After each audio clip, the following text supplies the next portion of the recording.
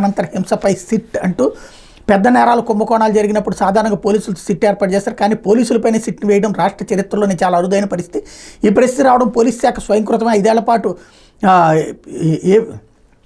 ఐపీసీని వదిలేసి వైసీపీ చట్టాన్ని అమలు చేసి రాష్ట్రంలో పోలీసుకు భ్రష్టు పట్టించిన ఫలితాన్ని ఇప్పుడు డిపార్ట్మెంట్ అనుభవిస్తోంది. ఐపీఎస్ వర్గాలు ఆవేదన వ్యక్తం చేస్తున్నాయి. అధికార పార్టీకి కొమ్ము కాసిన కొందరు అధికారుల తీరుతో ఇప్పుడు తాము మాటలు పడాల్సి వస్తుందని వాపోతున్నాయి. ఇక్కడే అసలు జోక్ చూడండి.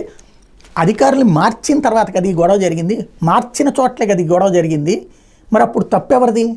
ఇంతకుముందు పోయిన వైఎస్ఆర్ కాంగ్రెస్ పార్టీ రాజ్యాంగం నడిచింది. మరి అప్పుడు జరగనిది ఇప్పుడు ఎట్లా జరిగింది? ఎందుకు జరిగింది?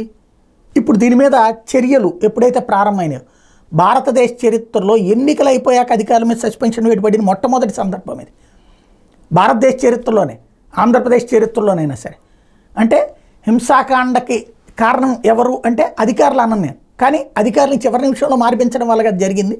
ఇప్పుడు దాన్ని కవర్ చేస్తూ ఏది వీళ్ళందరూ ఆ రోజు నేను రాశారు అధికారుల మార్పుతో సూపర్ ఇంకా అని రాశారు. కానీ అధికారుల సమక్షంలోనే ఈ హింసాకాండ జరిగింది. దీన్ని కవర్ చేసుకోవడానికి ఈ కొత్త ఎత్తుగడలు వేస్తున్నటువంటి పరిస్థితి